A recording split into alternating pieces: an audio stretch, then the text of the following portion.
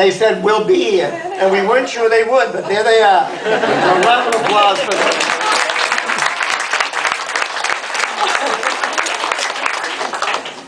So my job today is to introduce Suze, to tell you a little bit about the book. And then I think I'll take some questions, and then I hope you'll have a few questions. And anything is in the game, including how she got fired from the Harvard Business Review, or anything else you want to cover. So, Suze? All right. Well, thank you so much. I said to Jack about these two fellows who we met on the street. They said, we'll be there tonight. And I said, Jack, if those two guys are at the event tonight, I am Mother Teresa of Calcutta, so I guess I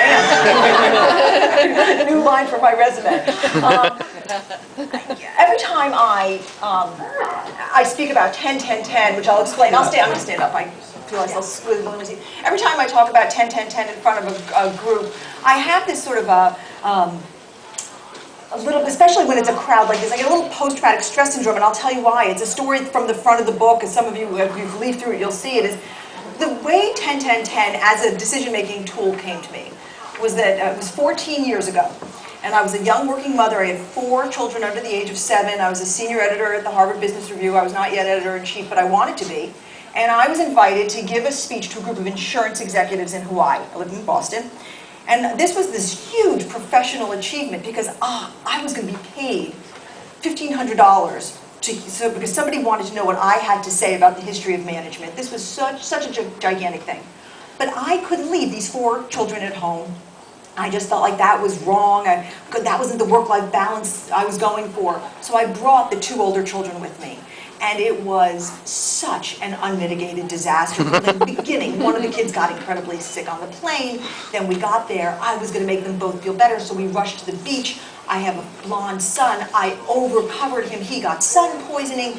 And it got worse and worse until the absolute, I don't know if you can call it the pinnacle or the nadir, but at the absolute worst moment, I'm in a moment like this, giving a speech up on a stage, except for there were around 1,000 people in the room. And as I'm giving the speech with the PowerPoints, I looked to the very back of the room, and pressed up against the glass at the back are 2 little children in hula skirts, because I had put them in a hula dancing class to warehouse them while I was giving my speech. And of course, they ended up bursting into the room and shouting, "Mommy," and running towards the stage. And in this, my life and my career flashed in front of my eyes, and I ended the speech and sort of, "Hello, children, what are you doing there?" I knew something had to change, and what changed was that I decided that my life was going to stop living me, and I was going to start trying to live my life. I was going to start trying to get my arms around it. Well, I was desperate, to tell you the truth, and the only way I knew was to start making my decisions differently.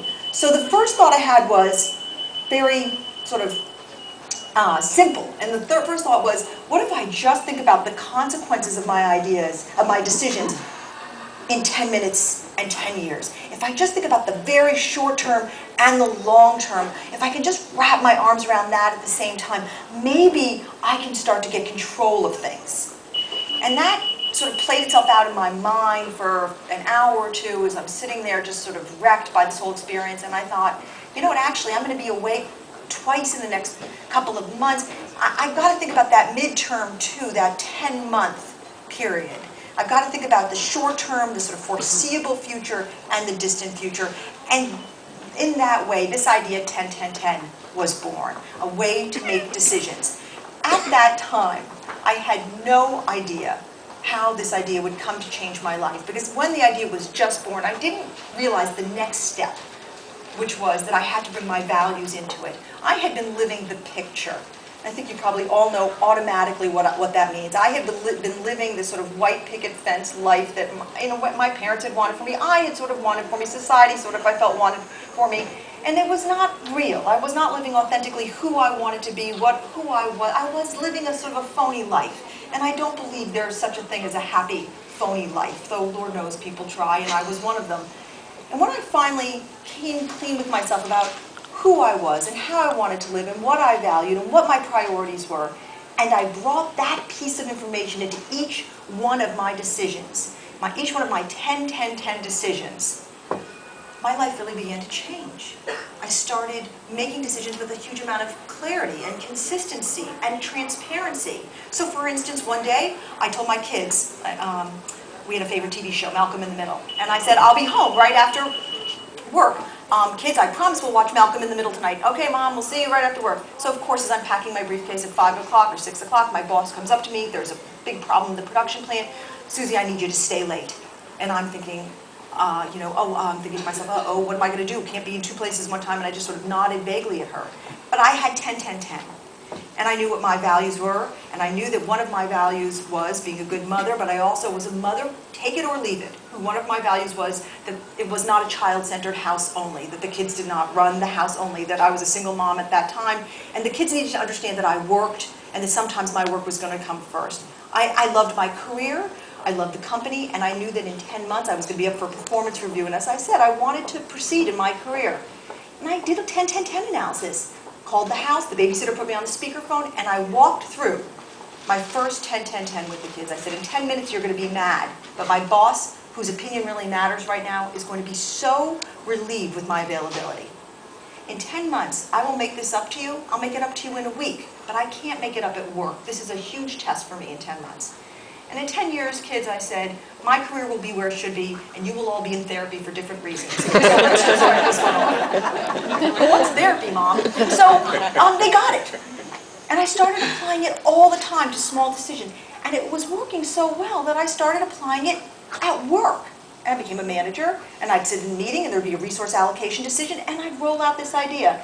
Bit by bit, it spread. It spread among my friends, it spread among my coworkers, and in 2006, by that time I had been fired from the Harvard Business Review thanks to my running off with this gentleman, and I left the Harvard Business Review, but I began this career as a work-life balance columnist at Oprah Magazine. And I wrote about it for Oprah Magazine, and unbelievably, this wonderful avalanche of emails came back at me by people who had adopted the idea and started applying it. Entrepreneurs starting businesses, women trying to get off welfare, people trying to juggle elderly parents and young kids, at every variety. And from that, then from their incredibly poignant stories, how 10-10-10 works in relationships, parenting, work, careers, and friendship began to emerge. And eventually, after a bunch of time of research and the typical writing process, which is all blood, sweat, and tears, this book was born. And so here it is, and ever since the book has come out, once again, I've seen its efficacy and its utility in so many different lives, and I'm really excited just to share it with you. I think Jack is going to hit me up with some questions. I don't know what they are.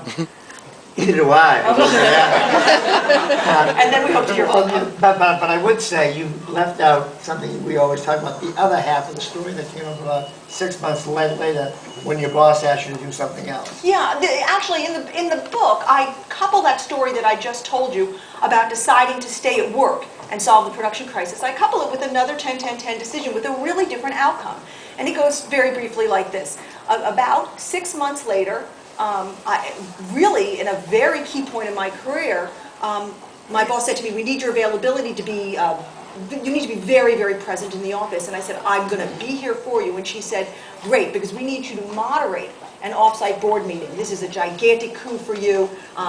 This is for somebody your age to moderate this. And I said, fantastic, when is it? And she literally named the exact date and time that my eldest son was going for his junior black belt, which is this huge seminal experience in the life of a child. And it was, I thought, once again, somebody's going to be mad and there's going to be blood on the floor, and I 10-10-10'd it. And it was so clear to me that this was one of those decisions that in 10 years, what was a huge event in his life, I could never undo the damage of not being there at this moment. There was no one who could go in my place, and I did not go to the off-site. And once again, when I went to my boss, I explained my decision using 10-10-10. And she said, okay, I hear you, I understand it, and I didn't try to mess with the details. I came right out and said, here are my values, here's how I thought about it. And when I was there that weekend, watching him get his little black belt, little movements and everything, I just remember thinking, I have no guilt, I have no angst, I know I'm in the right place, I made this decision the way I'm making all my decisions now. So it doesn't always end up that, work is the piece that wins, but I knew where my priorities were. And that sounds all nice packaged up. But I see you in somewhat of a more helter-skelter way of life at times. Don't you think gut plays an important role in all of our lives? We all make decisions Yeah. on the spur of the moment. God, we don't sit down and say,